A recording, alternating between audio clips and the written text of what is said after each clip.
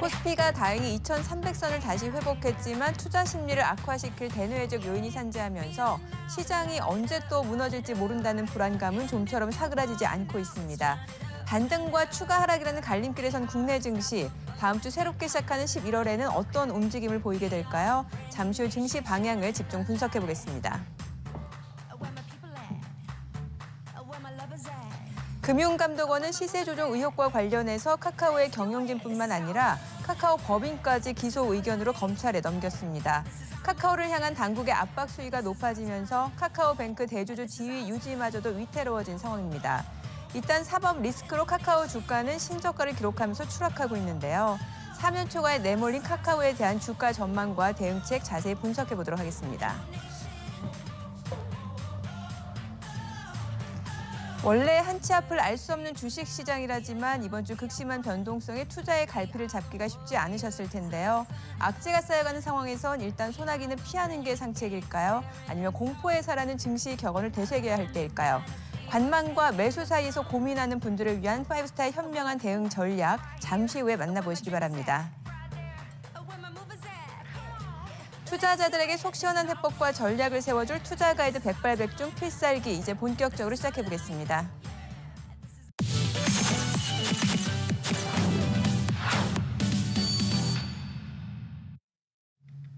주식시장을 뜨겁게 달군 이슈들을 다각도로 분석, 수익으로 이어지는 특급 전략까지 세워드리는 이슈줌 시간입니다. 이 시간 김영구, 이익은, 김호영 대표와 함께합니다. 자, 먼저 이번 주 시장에는 어떤 이슈들이 있었을까요? 바로 확인해 보죠.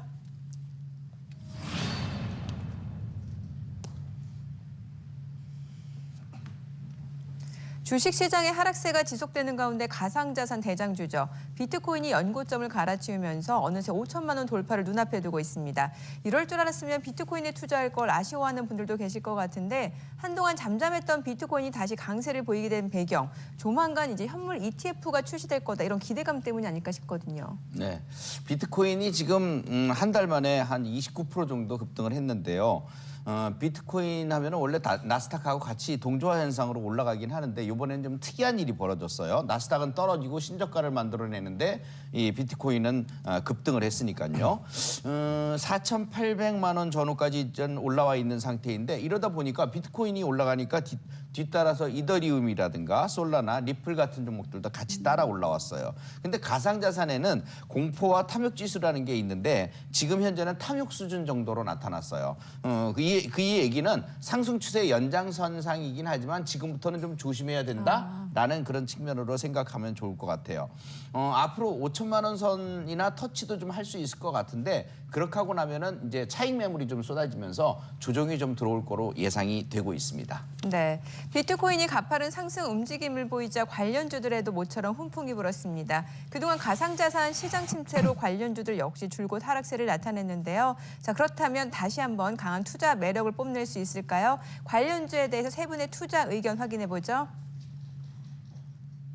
네, 비트코인 빼고 관심은 꺼라. 그리고 이근 대표님은 한눈 팔지 말자. 주식 사는 게 낫다. 자, 그리고 김호영 대표님은 하나의 투자 상품 단기 대응이 가능하다라는 의견을 주셨습니다. 자, 비트코인 상승과 함께 또 관련주에 대한 이야기 나눠봤고요. 계속해서 또 다른 증시 이슈 만나볼까요?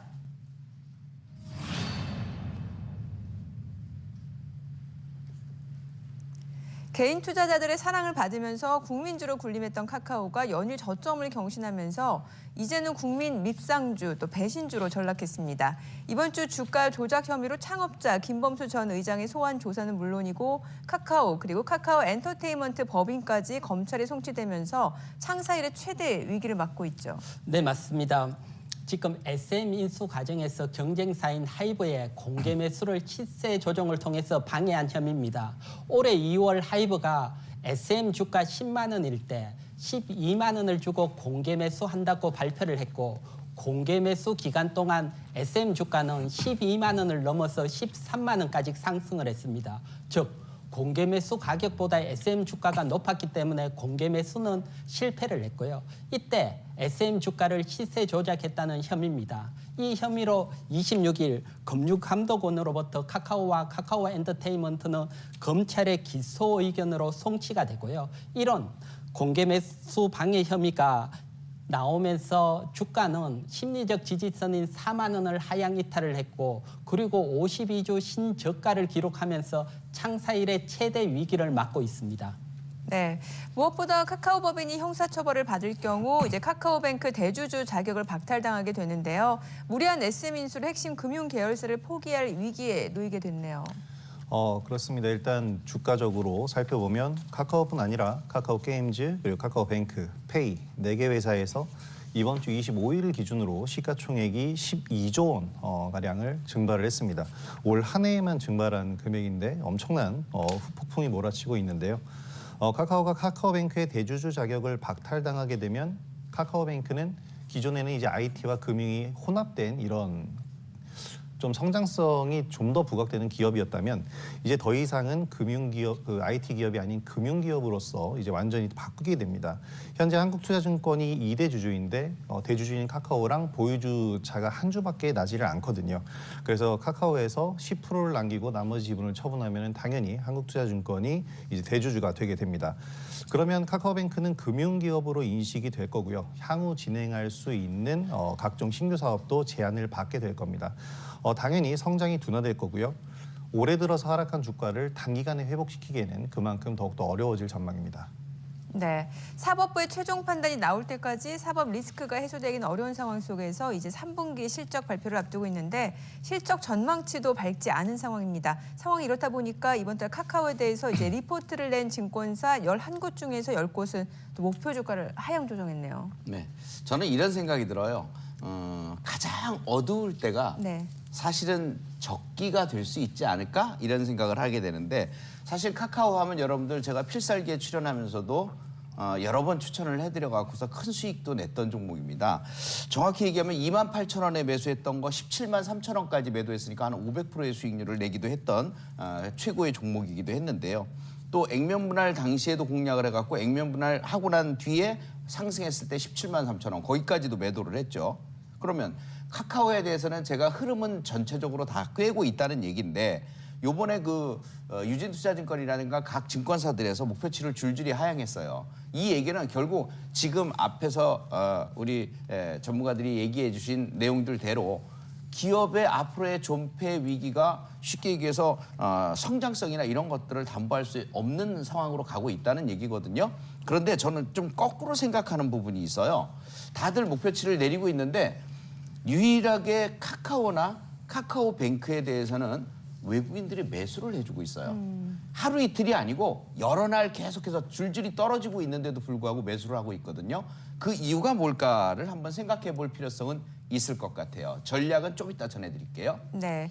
사실 이번 사건으로 가장 피해를 본 건 카카오의 200만 주주들이 아닐까 싶은데요. 지난 2020년 5월 이후 처음으로 주가가 4만 원 밑으로 떨어지면서 지금 망연자실할 수밖에 없을 것 같습니다. 카카오 투자자들은 지금 분노를 넘어서 절망에 빠져 있는 상황인데요. 관련 내용 조수영 캐스터가 준비했습니다. 개인 투자자들의 사랑을 한 몸에 받았던 카카오.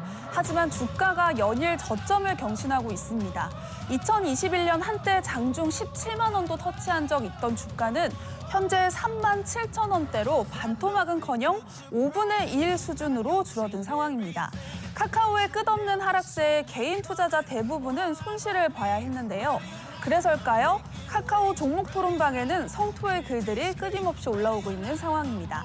주요 댓글들을 살펴보도록 하겠습니다.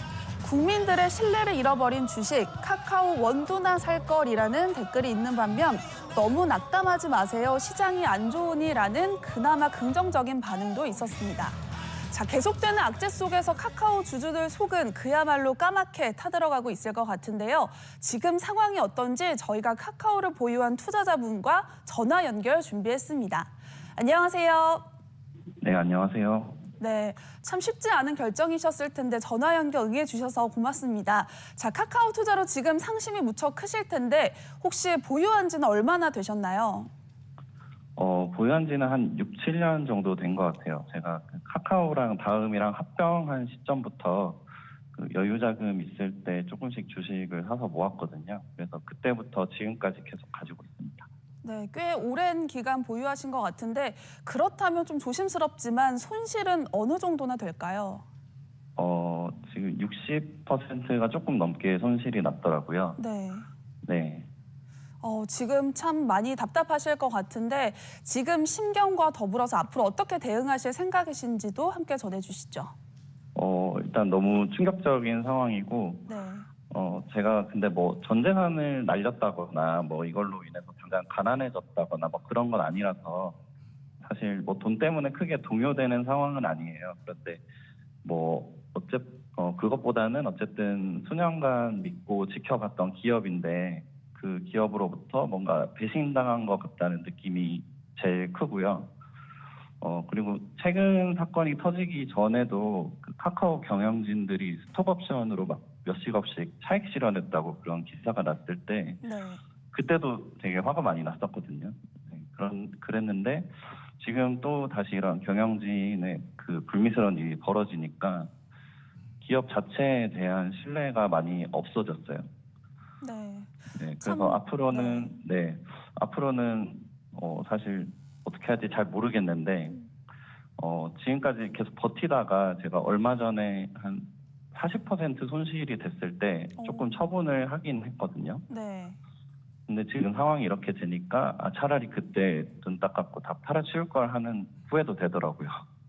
네. 네. 참 많은 분들이 공감하실 만한 이야기를 해주셨는데 모쪼록 빠른 손실 회복을 응원하도록 하겠습니다. 전화 연결 네. 감사합니다. 네, 감사합니다. 네, 위기를 맞고 있는 카카오. 사실 지금 같은 상황에선 대응 전략을 세우기가 참 쉽지가 않은데요. 그 속에서도 손실을 최소화할 수 있는 방법들 파이브스타와 계속해서 이야기 나눠보도록 하겠습니다. 네, 카카오 주가가 하락세를 이어가면서 투자자들 손실도 상당할 수밖에 없는데요. 미련 없이 정리하고 싶어도 사실 손실폭이 크다 보면 또 마음처럼 되지가 않죠. 그렇다면 지금 어떤 전략이 가장 필요할까요? 세 분의 의견 확인해 보겠습니다. 네, 먼저 김영구 대표님은 타점이 오면 추가 매수를 해야 된다라는 의견을 주셨고, 김우영 대표님은 일단 보유, 그리고 이익은 대표님은 지금은 인내의 시간이 필요하다 이런 의견을 주셨네요. 네, 지금 보면 카카오가 악재가 겹치면서 창사 이래 최대 위기죠. 그러면서 악재에 따라 단기적으로 주가가 확 하락한 상황입니다. 이렇게 악재에서 하락한 상황에서 손절을 하는 것은 아닌 것으로 보여지고요. 악재가 어느 정도 시간이 지나면 시장에서 해소가 되고 그렇게 되면 주가가 반등을 하게 됩니다. 시간은 필요하지만 주가 반등하기까지 인내의 시간이 필요합니다. 주가적으로 본다면 60일 이동평균선, 즉 카카오 주가 47,000원 정도 반등이 나왔을 때 어느 정도 비중 축소하는 전략으로 대응하시기 바랍니다. 네, 김영구 대표님은 타점이 오면 추가 매수를 하자. 네. 예전에 이런 일이 있었어요. SK 하이닉스가 국민주였을 때 네. 1,000원 아래로 떨어진 적이 있었어요. 예. 그리고 난 다음에 지금 주가가 얼마죠? 12만 원 11만 선이죠. 9천 원. 예. 그럼 뭐죠? 1,000원 아래에 있던 주식이 금융위기에 있던 종목이 지금은 11만 9천 원이 됐어요. 물론 하이닉스도 그 당시에는 엉망이었기 때문에 주가가 그렇게 떨어졌고 금융위기였으니까 그렇게 떨어졌죠. 그런 것처럼 여기서 단적으로 얘기하면 참을 수 있는 분들은 참아주시면 분명히 수익으로 전환이 됩니다. 카카오는. 네. 여러분들이 쓰는 카카오톡 이거 그냥 절대 없어지지 않습니다. 거기서 지금 제일 문제가 방만한 경영 스타일이죠. 요번에 완전히 뜯어 고칠 겁니다. 개혁이 되고 나면 수익도 나오는 것이죠. 근데 여러분들 여기 보실 게 실적이 있어요. 4년 연속 영업이익이 4,500억에서 5,900억짜리입니다. 이 정도의 매년 탄탄한 실적을 내는데 이 기업을 무조건 주가가 떨어진다고 나쁘다고만 해석할 수는 없어요. 그래서 오히려 매수를 해줘야 되는 상황이고요. 여기서 대신 두 가지로 나눠드릴게요. 카카오그룹주는 지금 상장된 게 4개죠. 그중에 제가 좋아 보인다라고 말씀을 드리는 거는 여러분들이 물타기를 해도 좋다라고 얘기를 하는 거는 카카오와 카카오뱅크. 그다음에 아직 물타기를 하면 안 된다라는 건 카카오페이와 카카오게임즈입니다. 확실히 구분을 해주시고요. 이 카카오페이와 게임즈는 나중에 시점이 되면 또 말씀을 드릴게요. 지금은 하지 마세요. 자, 카카오와 카카오뱅크도 매수할 타점은 별도로 골라 드릴 거예요. 지금 당장은 막 들어가라는 얘기 아닙니다. 그러면 카카오를 기준으로 해서 제가 매수할 자리를 만들어 드릴게요. 카카오는 35,000원 선 전후에서 1차. 그다음에 더 떨어지면 31,000원 선 전후가 바닥이 나올 겁니다. 그 진바닥을 드러내고 난 다음에는 어떻게 되느냐? 그 다음에 상승으로 전환이 되는데요. 정확한 타점은 그 사이에서 나올 겁니다. 그러면 평단만 여러분들이 제대로 낮춰준다면 이 종목은 얼마에 팔 수 있냐면 1차적으로 5만 원 선 가까이 가면서 팔 수 있을 것 같습니다. 그러니 포기하면 안 되고 오히려 물 탈 수 있으면 물 타갖고 5만 원 선 오면 평단가 이상으로 만들어 놓고 수익을 내도 좋겠다. 이렇게 말씀드릴게요. 네. 자, 이런 가운데 대표적인 성장주로 한때 네카로 불렸던 네이버의 디커플링 여부도 주목받고 있습니다. 네이버는 좀 다른 길을 걸을 수 있을까요? 그런데 여기서 중요하게 생각해 볼 네. 점은 사실 카카오가 아무리 사법 리스크가 있다고 해도 카카오의 기업 본연의 가치 자체는 앞서서 김영호 대표님이 말씀해 주신 것처럼 변한 게 아직 없습니다. 그리고 지금까지 실적도 잘 뽑고 있었고요. 지금 차트를 보게 되면 이 부분을 고스란히 설명을 해주고 있는데 카카오의 낙폭이 조금 더 큰 것은 사실입니다. 하지만 최근에 불거지고 있는 이 사법 리스크의 이 규모나 걱정하고 있는 그런 마음들에 비하면은 사실 네이버랑 카카오는 이 약간의 1~2% 정도의 격차만 있을 뿐 추세가 거의 동일한 상황입니다. 일단 이 종목들의 가장 큰 문제는 글로벌 금융시장이 성장주의 지금 현재 우호적인 상황이 아니다라는 점이 더 중요하다라고 생각이 들고요. 네이버와 이제 카카오가 다른 길을 걸을 수 있으려면 무엇보다 금융 환경이 좀 개선이 돼야 된다. 이렇게 보시면 되겠습니다. 한 가지 이제 좀 강점 중에 하나는 네이버가 조금 더 앞서갈 수는 있다. 이런 포인트가 있는데요. 네이버는 카카오와 달리 지금 현재 별도의 기업적인 리스크가 없는 상황입니다. 그렇기 때문에 대표적으로 생성형 AI를 먼저 내놨죠. 생성형 AI 등 신사업을 적극적으로 지금 추진을 할 수 있고 카카오 같은 경우에는 모든 사업이 지금 올 스톱돼 있다. 이 정도의 속도 측면에서의 차이만 좀 있을 뿐입니다. 사실 그런데 주가적으로는 네이버도 생성형 AI가 전혀 상승 모멘텀이 돼주지는 못했고요. 이런 부분들은 역시 글로벌 금융 환경이 지금 현재 비우호적이기 때문이다라고 말씀을 드릴 수 있겠습니다.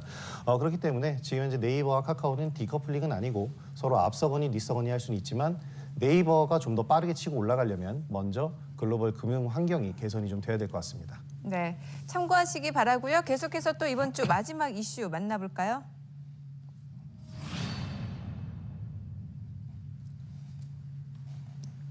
네, 이번 주 고금리 공포에 이스라엘과 팔레스타인 전쟁까지 격화되면서 시장이 크게 휘청였습니다. 자, 이제 다음 주면 11월 증시가 시작이 되죠. 시장 안정화될 수 있을까요?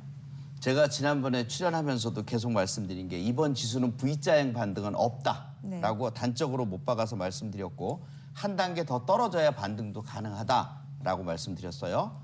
결국 이번 장세를 보니까 2차 전지의 몰락이 지수 하락을 더 부추겼던 결과가 됐고요. 또 추가 하락이 좀 더 남겨진 상황이기 때문에 지금 시점에서 가타부타 지금 반등 줄 거야. 오늘 조금 들어왔으니까 반등 줄 거야. 이렇게 얘기도 못해요. 제가 웬만하면 방송 출연할 때마다 지수가 떨어지면 어느 게 지지 라인이다. 라고 꼭 말씀을 드렸는데 이번에는 그러지 못했어요. 추가 하락만 더 하고 언제 돌아선다는 얘기를 못했는데 이번에는 조금 말씀을 드릴까 합니다. 아직은 불안하지만 코스피 지수로 보면은 2200과 2100선 이 선이 어느 정도 지지라인이 될 것 같고요. 코스닥 지수를 보면 700포인트 사이에서 지지선이 될 것 같습니다. 그쯤 떨어지면 어떤 현상이 생기냐면 싸다라는 입장이 생길 것 같습니다. 즉 이격 과다에 의한 속도가 좀 더 빨리 떨어지면 바닥도 빨리 오는 것이라고 생각을 해주시면 됩니다. 그래서 제가 만약에 지금 말씀드린 지지선이 진짜 진바닥이 된다면 여러분들의 공격 포인트가 될 겁니다. 그때는 여러분들이 어떤 걸 사더라도 좀 실적만 괜찮은 종목들만 골라서 산다면 단숨에 수익률도 크게 나올 것이라고 예상이 됩니다. 그래서 10월 말까지 저점 마련하고 또는 11월 초까지 저점 마련하고 그 저점에서부터 돌았을 때 여러분들은 아주 중요한 포인트가 될 거기 때문에 이번 주에는 신경 많이 쓰셔야 될 겁니다. 네. 자, 이제 본격적인 실적 시즌을 맞아서 이제 포트폴리오 재편 역시 필요하지 않을까 싶은데요. 관련해서 남은 하반기 또 세 분이 포트 비중을 확대할 업종과 또 비중을 줄일 업종 하나씩 선택해 주시면 됩니다. 직접 작성해 주시면 됩니다. 자, 하반기 좀 뭔가 좀 수익률 또 손실을 최소화할 수 있는 그런 업종, 또 비중을 확대할 수 있는 업종 그리고 비중을 줄일 업종을 선택해 주시면 됩니다. 과연 세 분은 어떤 업종을 생각하고 계시는지 다 쓰신 분은 좀 올려주시면 됩니다. 이익은 대표님은 반도체 업종을 확대해야 되고 철강 업종은 비중 축소 그리고 이제 김호영 대표님은 화장품 섹터는 비중을 확대하고 2차 전지는 비중을 축소해야 되고 또 김용구 대표님은 반도체는 확대하고 2차 전지는 축소해야 된다. 좀 얘기 들어봐야겠네요. 네. 예. 일단 반도체는 인이라고 표현을 했는데요. 네. 반도체 업황은 바닥을 찍고 이제 상승 전하는 추세로 들어갔어요. 근데 중요한 것은 거기서 잘 보시면 벌써 주도주들은 움직이기 시작했어요. 네. 그 주도주들이 어느 쪽이냐면 HBM 쪽이에요.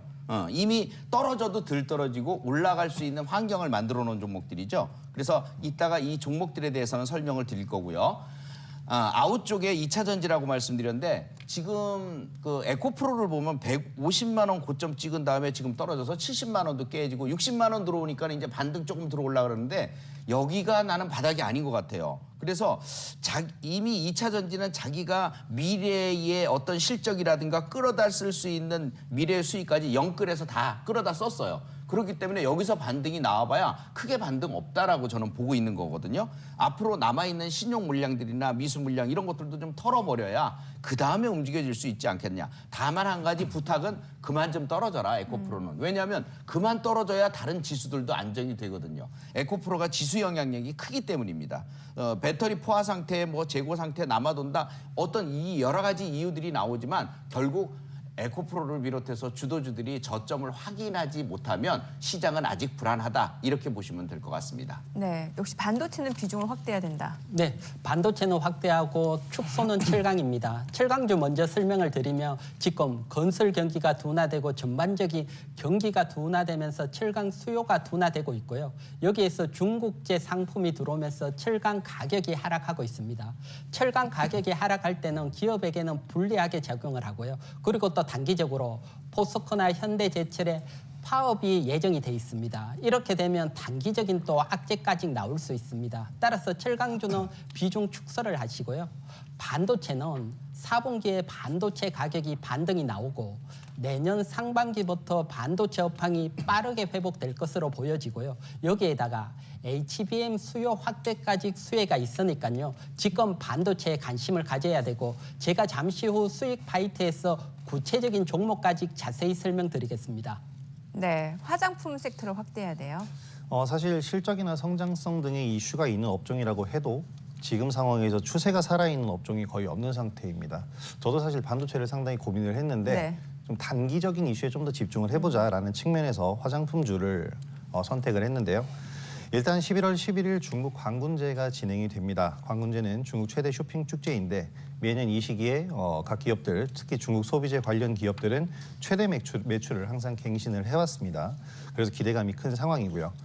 약 앞으로 2주가량이 남았기 때문에 단기적으로 짧게 집중적인 관심을 좀 보이실 필요가 있을 것 같습니다. 그래서 단기적으로 공략해보자는 섹터라고 보시면 되겠고요. 2차 전지 같은 경우에는 지금 현재 시장 상황이 굉장히 좋지 않습니다. 업황이 좋지 않은데 미국 포드에서는 지난주 주력 전기차의 생산을 축소한다고 밝혔고 향후 전기차의 전체적인 생산량 자체도 낮춘다고 발표를 했습니다. 여기에 원자재인 리튬 가격 하락세가 지속이 되고 있는데 원자재 가격이 하락하다 보니까 양극재의 판단가가 낮아지고 이게 낮아지다 보니까 기업들 실적이 지금 직격탄을 맞고 있는데 에코프로 같은 경우에 650억 정도의 분기 순이익을 달성했다는 것은 지금 현재 시가총액에 비해서는 너무나도 좀 부족한 그런 상황이라고 볼 수 있겠습니다. 지금의 시장에서 추세가 살아있는 업종은 사실상 없다고 봐도 무방한 상태인데 그럼에도 불구하고 2차 전지는 지금 고점 대비 낙폭이 과하고 그 과정에서 수급적인 이슈로 쌓인 매물이 많기 때문에 제외를 하시는 게 좋을 것 같습니다. 일단 전체적으로 다른 업종들도 지금 상황은 굉장히 안 좋은 상황입니다. 이게 글로벌 금융 환경 때문에 그렇다라고 보실 수 있겠고요. 지정적 리스크의 영향을 받고 있는데 가격 메리트는 분명히 발생한 게 맞습니다. 따라서 지금 현재 손실 중인 업종이 있다고 하시더라도 시간 투자가 필요한 시점이다라는 생각을 하시면서 좀 보유해 주셨으면 좋겠습니다. 네, 참고하셔서 다음 주 성공 전략 세워나가시기 바라고요. 주식은 물론 돈 되는 재테크 정보 검색창에서 크존을 검색하면 만나볼 수 있습니다. 그리고 카카오톡 채널에 필살기를 검색 후 친구 추가하면 다양한 주식 정보 만나볼 수 있으니까요. 많은 참여 바랍니다.